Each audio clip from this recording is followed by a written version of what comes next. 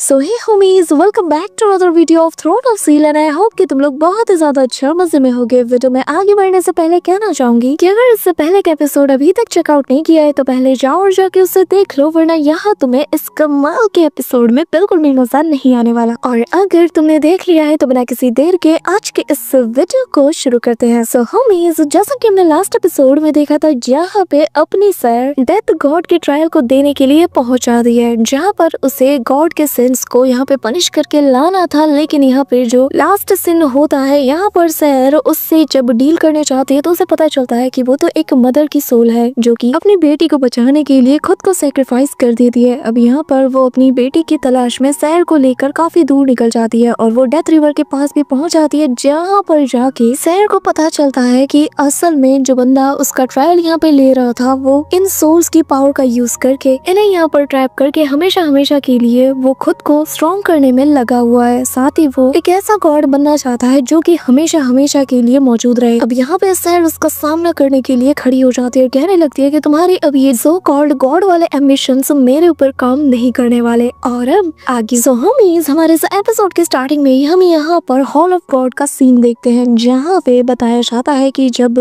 Starting में सारे God's hall of God में मौजूद थे तो तब किसी भी गॉड्स ने शुरुआत के दौर पे गॉड ऑफ डेथ के साथ कुछ भी सस्पिशियस या मिस्टीरियस नहीं पाया। उन सभी को गॉड ऑफ डेथ में कुछ भी अजीब नहीं लगा और जो क्रिएटर है उसके बनाई बाउंड्रीज और रूल्स के अकॉर्डिंग ही ये सभी लोग अपनी ड्यूटी पे लगे हुए थे और अपने काम को अच्छे से अंजाम दे रहे थे। यहाँ पर हम एक एक करके सारे गॉड्स को देखते हैं जो कि वाकई में नेचुरली अपने अपने काम को बहुत ही अच्छे से निभा रहे थे। और वो नरेटर वॉइस आगे बताती है कि ये सभी लोग मिलजुल के अपना काम करते थे और होली डीमन कॉन्टिनेंट को बहुत ही अच्छे से मेंटेन किए हुए थे। और तभी हमें गॉड ऑफ डेथ को दिखाया जाता है और ये वॉइस आगे बताती है कि पर उस दिन से सब कुछ बदल गया जब होली डीमन कॉन्टिनेंट के ऊपर अचानक से वो सारे इंसिडेंट होने लगे। जिस होली डीमन कॉन्टिनेंट को ये लोग अब तक प्रोटेक्ट करते हुए आ रहे थे, अचानक से डिजास्टर ने इसे चारों ओर से घेर लिया। क्रिएशन ने जो डेथ के लिए लाइंस बनाई थी, डेथ ने इन सभी के आंकड़े को पार करते हुए एक चरम सीमा को हासिल कर लिया। और तब जाकर जो बाकी के गॉड्स थे उन्हें रियलाइज हुआ कि गॉड ऑफ डेथ के ट्रू इंटेंशन क्या थे। तब जाकर सबको पता चला कि जो गॉड ऑफ डेथ है वो अपने किंगडम के अंदर ऑलरेडी काफी सालों पहले ही पागल हो चुका था और वो अपने किंगडम के अंदर पागलपन के चरम सीमा तक पहुंच चुका था। तब जाके सबको पता चला कि वो जितने सोल्स को कैप्चर करता था वो उन्हें डेथ रिवर में समाने के बाद उन्हें कभी